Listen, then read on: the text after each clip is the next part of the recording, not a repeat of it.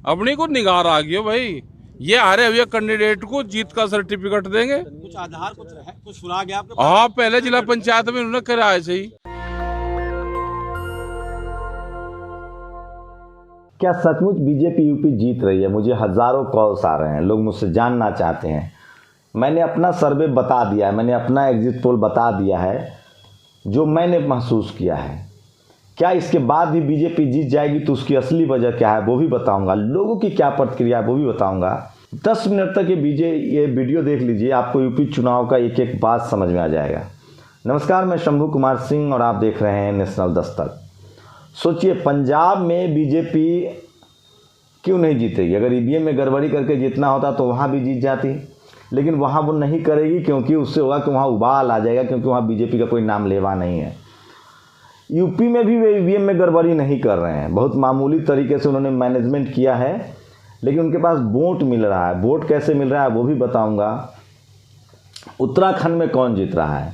उत्तराखंड में भी बीजेपी जीत रही है क्या? गोवा में कौन जीत रहा है? गोवा में भी बीजेपी जीत रही है क्या? मणिपुर में कौन जीत रहा है? मणिपुर में भी बीजेपी जीत रही है क्या? और यूपी में क्या होगा? सोचिए, गोवा हार जाए बीजेपी कोई फ़र्क नहीं पड़ता है, मणिपुर हार जाए कोई फ़र्क नहीं पड़ता है, पंजाब में वो नहीं करेंगे, उत्तराखंड में भी उनको फ़र्क नहीं पड़ता है, लेकिन यूपी में फ़र्क पड़ता है। 400 विधानसभा वाली यूपी है, 80 लोकसभा की सीट है। 2024 का पूरा दारोमदार यूपी पर है। प्रधानमंत्री से नहीं खोना चाहेंगे, लेकिन मैं यकीन के साथ कह रहा हूँ, अगर बीजेपी यूपी जीत गई तो 2024 और मुश्किल हो जाएगी। लेकिन सवाल है कि बीजेपी क्यों जीत रही है? बीजेपी सिर्फ इसलिए जीत रही है कि उसने मुसलमानों का जो टिकट नहीं देकर जो टिकट बचा उसको पिछड़ी जातियों को दिया है, और पिछड़े समाज के लोगों ने धर्म के नाम पर और अपने कैंडिडेट के नाम पर वोट दिया है। अखिलेश यादव और मायावती से गलती ये हो, अगर वो हारते हैं तो सबसे बड़ी वजह ये है कि जो सवर्णों को उन्होंने टिकट दिया, सवर्णों ने उनको वोट नहीं किया है। जितने कि अगर जीत जाते हैं मायावती अखिलेश तो सवर्ण क्लेम करेंगे कि हमने वोट दिया, जबकि सच्चाई ये नहीं है। अति पिछड़ों में बहुत गुस्सा है। अगर अति पिछड़ों ने धर्म से हटकर वोट किया होगा तो अखिलेश जरूर जीतेंगे या मायावती जरूर जीतेंगी। तो आप हमें गाली दे सकते हैं, कई लोग मुझे गाली दे रहे हैं कि मैंने बीएसपी को 130, बीएसपी को मैंने 20 से 25 सीटें कहा है, बीजेपी को मैंने 135 से 40 सीटें कहा है, सपा को मैंने 235 से 40 कहा। ये कहा है पैटर्न के आधार पर, जो लोगों की राय है, जिनसे मैंने बात की है। अब बीजेपी क्यों जीत रही? बीजेपी इसलिए जीत रही क्योंकि 100 सीटें उसने अति पिछड़ा को बढ़ाया है, चाहे वो राजभर हो, चाहे मौर्य हो, चाहे कश्यप हो। उनको पता था, चाहे निषाद, उनको पता था कि सवर्ण तो हमें किसी कीमत पर वोट देगा, मुसलमान देगा नहीं, तो हम उनका टिकट काट के अति पिछड़ों को बढ़ा देते हैं। सपा बसपा ने ये काम नहीं किया। सपा बसपा ने सवर्णों को टिकट दिया। उनको लगता है कि सवर्ण समाज उन्हें वोट देगा, जबकि सच्चाई से ये कोसों दूर है। मेरे पास वो तमाम सर्वे हैं। तो इसलिए बीजेपी के जीतने का सिर्फ एकमात्र वजह है कि उन्होंने मुसलमानों का टिकट काट के अति पिछड़ों को टिकट दिया है, और अति पिछड़ा समाज कैंडिडेट देख के वोट करता है, जबकि जिनको सवर्ण समाज को सपा और बसपा ने टिकट दिया है वो कैंडिडेट देख के वोट नहीं करते हैं, वो पार्टी देख के वोट करते हैं। इस बार का ताज़ा ये है, आप मानिए या ना मानिए। दूसरी बड़ी बात, बीजेपी हिंदुत्व के नाम पर राजनीति कर रही है, हिंदुत्व को फोल्ड को बढ़ा रही है। गाय मुद्दा था, 5 किलो राशन भी मुद्दा था, और सपा बसपा ने अपने आइडियोलॉजी को लेकर एकदम काम छोड़ दिया है। न वो फूले पेरियार अम्बेडकर की आइडियोलॉजी को घर घर तक पहुंचा रहे हैं, न आरक्षण का मसला उठा रहे हैं। उनके कैडर, उनके कार्यकर्ता 365 दिन में 300 दिन भी काम नहीं करते हैं, 100 दिन भी काम नहीं करते हैं। ये पार्टियां सिर्फ चुनाव के समय सामने आती है, जबकि बीजेपी के लोग दिन रात काम करते हैं। इसमें गौशाला भी एक बड़ा मुद्दा है। गाय से बीजेपी को प्रेम नहीं है, गाय से ओबीसी का वोट मिलता है, ये फैक्ट है। हिंदुत्व से उसको, वो धर्म का इसलिए खेल चल रही क्योंकि उसको ओबीसी का वोट मिलता है। अब ये वोट हटेगा कैसे? ये वोट हटेगा जब फूले पेरियार अम्बेडकरी का आंदोलन चालू होगा, और तमाम SC ST OBC के लोग जिनकी अब चिंता है कि बीजेपी जीत जाएगी, वो अब कम से कम काम करना शुरू कर दें, लोगों को समझाएं, मीडिया में इस बोलें, सोशल मीडिया पर बात करें। आप डर के घर बैठे रहेंगे तो बारिश सबकी आएगी, शंभू की पहले आएगी, आपकी बाद में आएगी।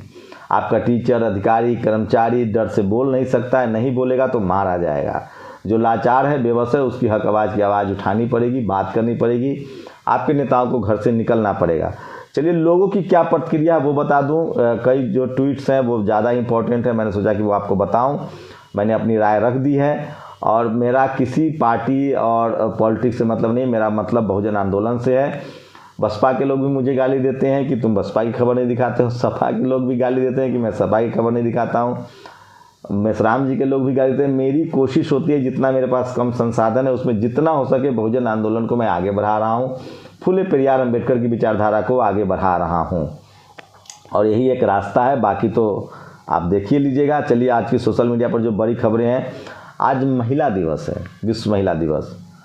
इसको लेकर सचिन पायलट ने एक ट्वीट किया है, शानदार ट्वीट है और वो देखिए उसमें सावित्रीबाई फुले को उन्होंने सबसे ऊपर रखा है, फिर इंदिरा गांधी हैं, लेकिन इसमें फूलन देवी नहीं है, वो मुझे कमियां खटती है। लेकिन चलिए सावित्रीबाई फुले तक तो सचिन पायलट पहुँचे, ओबीसी अपने फुले साहब को भी जान ले, वो भी बहुत है। और दूसरी बड़ी खबर ये देखिए, सच पूछिए तो 8वें चरण की लड़ाई बाकी है, वह है मतगणना का चरण। यह सबसे महत्वपूर्ण फेज है। इसमें सर्वाधिक चौकस चौकन्ना सजग सचेत रहना है। काउंटिंग एजेंट पूरी तरह से जागृत अवस्था में रहने वाले व्यक्ति रहेंगे। चिंता की कोई बात नहीं, हर राउंड की गिनती में हुज्जत होगा पर बेईमानी बर्दाश्त नहीं, ये जयंत ने कहा। ये देखिए, और काउंटिंग हॉल में उदासीन हो जाए। बड़ी महीनों से ये जो एग्जिट पोल दिखाया जा रहा है ताकि आप सरेंडर कर दें, ये वीडियो देखिए छोटा सा 10 सेकंड का। अपनी को निगार आ गई भाई, ये आ रहे हुए कैंडिडेट को जीत का सर्टिफिकेट देंगे। कुछ आधार कुछ सुराग है आपके पास? हाँ, पहले जिला पंचायत में उन्होंने करा है सही। बहुत पहले ही राकेश टिकैत ने कह दिया था कि हर विधानसभा में 25,000 वोट है बीजेपी के पास। अब वो कह रहे हैं कि काउंटिंग में भी गड़बड़ी होगी, ईवीएम में भी गड़बड़ी होगी, सचेत रहे किसान। ये आपने मोन्टाज में भी देखा होगा। और 3,000 करोड़ की पटेल की मूर्ति से दिक्कत नहीं है, और न ही 10% आरक्षण एवं डोनेशन सीट लेकर भी, लेकिन आरक्षण से दिक्कत है। इस तरह के पोस्ट लिखने पड़ेंगे। और ममता बनर्जी की जान जाते जाते बची है, क्या कोई साजिश है? उनके सामने हेलीकॉप्टर के सामने, उनके जहाज़ के सामने एक दूसरा जहाज़ आ गया था। और ये देखिए, ये तमाम खबरें जो मैं ये देखिए। और यूपी में सोचिए कितनी बड़ी गड़बड़ी की जा रही है। खबर है यूपी में गुजरात की पुलिस काम कर रही थी। आप सोचिए किस बड़े पैमाने पर भ्रष्टाचार की गई है, वही बता रहा हूँ। और दिलीप मंडल ने लिखा है, 2 बातें ध्यान रख सकते हैं। ओपिनियन पोल में जानबूझकर बदमाशी होती है, मतदान को प्रभावित करने की कोशिश होती है।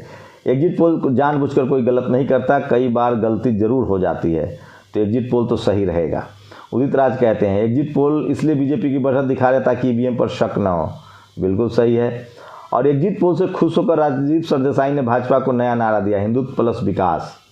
तो अब इक्का दुक्का जो आपके सवन पत्रकार थे वो भी चले गए उस तरफ, आप चिंता ना करें। और लोग जो हैं वो ईवीएम एग्जिट पोल पर भरोसा भी नहीं कर रहे हैं, स्क्रीनशॉट भी शेयर कर रहे हैं कि किस तरह से पिछला एग्जिट पोल गलत साबित हुआ है। लेकिन इस बार वही जो मैंने आपको शुरू में बताया, अति पिछड़ों को जिस तरह से बीजेपी ने टिकट दिया है और अखिलेश ने जिस तरह से सवर्णों को टिकट दिया है, वही गड़बड़ी हुई है। मायावती जी से भी वही गड़बड़ी हुई है। और एग्जिट पोल में प्रचंड बहुमत के बाद मैंने बीजेपी वाले मित्र को बधाई देने के लिए फ़ोन किया तो उसने बधाई लेने से इनकार कर दिया। पता नहीं उसे अपने चैनलों पर भरोसा क्यों नहीं हो रहा है। और ये देखिए, ये पश्चिम बंगाल का एग्जिट पोल लोग शेयर कर रहे हैं कि वहाँ गलती साबित हुई थी, यूपी में भी गलत होगा। SC ST OBC माइनॉरिटी के अम्बेडकराइट लोग बहुत डरे हुए हैं जिन्होंने वोट किया। और एग्जिट पोल लोग तंज कर रहे हैं, पेट्रोल होगा 120 से 25, डीजल 110 से 15, सिलेंडर 1150 से 1200। योगेंद्र यादव ने कल बताया था कि किस तरह से यूपी चुनाव में गुजरात की पुलिस लगी हुई, तो किस तरह से भ्रष्टाचार हो रहा है वो देखिए। और कन्हैया ने एक ट्वीट किया है, रुपया और बहुरुपया में भारी रोचक मुकाबला जारी है, नीचे गिरने के मामले में बहुरुपया अभी भी रुपया काफ़ी है। तो 77 रुपये के आसपास 75 से आगे बढ़ गया है। और सोशल मीडिया पर एक वीडियो बहुत ज़्यादा वायरल हो रहा है। बिहार में एक शख्स जो है सरकारी नौकरी था, वो दहेज मांग रहा था। ये भी वीडियो बहुत वायरल हो रहा है। और जिसके घर में एक कमाने वाला होता है, मर जाए तो घर का घर मर जाता है। गाजियाबाद में एक पूरी फैमिली ने सुसाइड कर लिया क्योंकि उनके पास खाने के लिए नहीं था। जैन जिज्ञासु आगे लिखते हैं, सारा का सारा लबरा लोग मिलकर एग्जिट पोल जारी करता है और फजुल्ला टाइप माहौल बनाता है। समाजवादी गठबंधन की सरकार बन रही है, चुपचाप स्ट्रांग रूम की रखवाली में जुटे रहें। अखिलेश जी मुख्यमंत्री बनने जा रहे हैं, अभी भी कह रहे हैं। अखिलेश यादव ने ट्वीट किया है, 7वें और निर्णायक चरण में सपा गठबंधन की जीत को बहुमत से आगे ले जाने के लिए सभी मतदाताओं और विशेषकर युवाओं का बहुत बहुत आभार।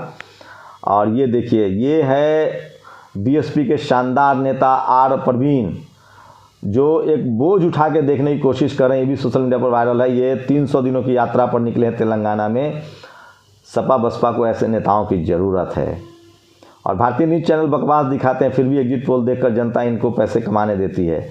ये देखिए मीना कोटवाल ने ट्वीट किया है कैसे पिछला एग्जिट पोल भी इनका गलत साबित हुआ था। और मध्य प्रदेश में ओबीसी के लोगों ने दलित बच्ची के पानी छू लेने पर पूरे परिवार पर हमला किया। जब तक ओबीसी के नेता इसको नहीं ठीक करेंगे तब तक यही होगा। इसलिए सोनू भारद्वाज ने कहा है क्यों जीत रही बीजेपी। पूर्वांचल में 108 सीट पर लगभग 20% राजभर वोट है और समाजवादी पार्टी वाले समझ रहे थे 340 में से 2 सीट दे दे तो पूरा राजभर वोट कर देगा। तो यह असंभव ही था। भाजपा भी 360 सीटों पर लड़ रही है और 5 टिकट देकर राजभर को अपने पक्ष में लगभग कर लिया है। 10 को पता चलेगा राजभर कहाँ है। तो ये देखिए, और तो ये तमाम खबरें मैं आपको बता रहा हूँ जो सोशल मीडिया पर चल रहा है।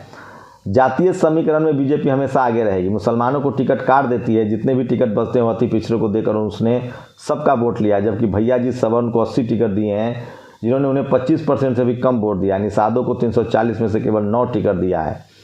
तो ये बड़ी गड़बड़ी हुई है। और ये देखिए फ्रंट पेज का विज्ञापन है। ये चुनाव के दिन था तो मीडिया के साथ उनका गठबंधन है। और क्या आपने भी नोटिस किया है अपर क्लास को ही तमाम लोग जो है वो बताते हैं। और तेजस्वी यादव जब से स्टालिन से मिले उनका अंदाज बदला है। तेजस्वी बोले निजी क्षेत्र में भी आरक्षण मिले, जातीय जनगणना जरूरी। यही वो 2 मुद्दा है जो सपा बसपा आरजेडी और बहुजन लीडरशिप को आगे रखेगी। और ये देखिए नेशनल जनमत ने कहा है बाकी नेता चुनाव में हार जीत का गणित बैठा रहे हैं, दूसरी तरफ भीम आर्मी को मुद्दे पर डटे रहने के लिए जन नेता तैयार है। गाजियाबाद के लिए विरोध करेगी। चंद्रशेखर रावत ने 9 तारीख को रूस के दूतावास का घेराव का ऐलान किया है दिल्ली में। तो ये तमाम बड़ी खबरें थी जो मैं आपको बता रहा था। प्रोफेसर पद के लिए ओबीसी आरक्षण खत्म। ओबीसी राकेश लोधी ने ट्वीट किया सभी 40 महाविद्यालयों को सूचना। ये मध्य प्रदेश की खबर है और इस पर कोई बात नहीं करेगा। तो यही सोशल मीडिया है जो बहुजन मीडिया है। मैं बार बार कहता हूँ कि सोशल मीडिया ही सच्चा मीडिया है, सोशल मीडिया ही बहुजन मीडिया। मैं एक बार फिर कह दूँ एग्जिट पोल सही होने जा रहा है और सपा और बसपा के हार की वजह शंभू को गाली दे के आपको कुछ नहीं हासिल होगा। बीएसपी के लोगों भी देख लेना और सपा के लोग भी। ये हार रहे हैं चुनाव तो इसकी 2 ही वजह है। सवर्णों को टिकट देना, सवर्णों ने इनको वोट नहीं दिया। और जो टिकट इन्होंने सवर्णों को दिया था वो अगर अति पिछड़ों को देते तो जीत जाते। और साथ साथ जब तक फूले पेरियार अम्बेडकरी आंदोलन को ये आइडियोलॉजिकली आगे नहीं बढ़ाएंगे धर्म के नाम पर ये जो नहीं जीत सकते हैं। पीके ने जो इन लोगों को समझा दिया कि सॉफ्ट हिंदुत्व पर रहो नहीं तो सवर्ण नाराज हो जाएगा, आरक्षण पर बात नहीं करो नहीं तो सवर्ण नाराज हो जाएगा, जाति पर बात मत करो SC ST OBC पर नहीं तो सवर्ण नाराज हो जाएगा। तो सवर्ण जो है वो इनसे नाराज क्या मतलब वो इनको वोट नहीं कर रहा है, वो सिर्फ और सिर्फ बीजेपी को वोट कर रहा है। वहीं पिछड़ा, अति पिछड़ा और शेड्यूल कास्ट ने अपने कैंडिडेट को देखकर वोट किया और बीजेपी ने टोकरी के भाव से जो 100 टिकट मुसलमानों को देना चाहिए था वो बचाकर अति पिछड़ों को दिया है। तो बीजेपी 15% आबादी को इग्नोर करके राजनीति कर सकती है मुसलमानों को, लेकिन SC ST OBC Mayawati Akhilesh जब तक सवर्णों को इग्नोर करके मुसलमान और अति पिछड़ों को नहीं जोड़ेंगे।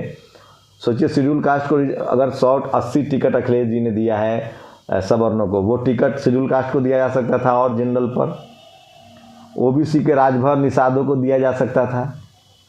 एक भी सवर्ण ने इनको वोट नहीं दिया। मायावती जी भी काम कर सकती थी। सोचिए धर्म के नाम पर जो जैसे मुसलमान क्यों नहीं बीजेपी को वोट करता है, धार्मिक वजह से। तो धर्म के नाम पर अगर वोट होगा तो बीजेपी का कोई तोड़ नहीं है। और धर्म के नाम पर वोट ना हो इसके लिए अति पिछड़ों को जगह सवर्ण समाज जगा हुआ है, वो बाई चॉइस बीजेपी को वोट देता है। इसलिए नहीं कि विकास करना, इसलिए कि मुसलमान टाइट रहे, आरक्षण खत्म हो।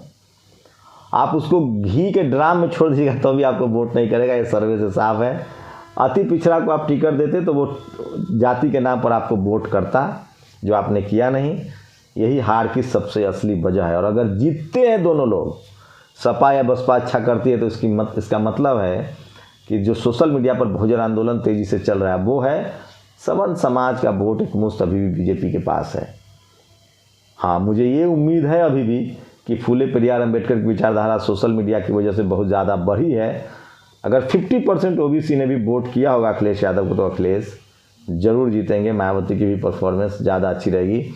मेरा ओपिनियन तो वही है, 125 से 30 बीजेपी, 235 से 40 सपा और 20 से 25 BSP। आप लोग की क्या राय, अपनी प्रतिक्रिया जरूर दीजिए। शुक्रिया। नेशनल दस्तक की आपसे गुजारिश है कि अगर इसको बचाना चाहते हैं तो नेशनल दस्तक को सब्सक्राइब करने के लिए रेड कलर के सब्सक्राइब बटन को दबाएं, फिर बेल आइकन की घंटी दबाएं, नेशनल दस्तक को बचाने के लिए बहुत जरूरी है कि हर खबर को शेयर करें, लाइक करें, कमेंट जरूर करें।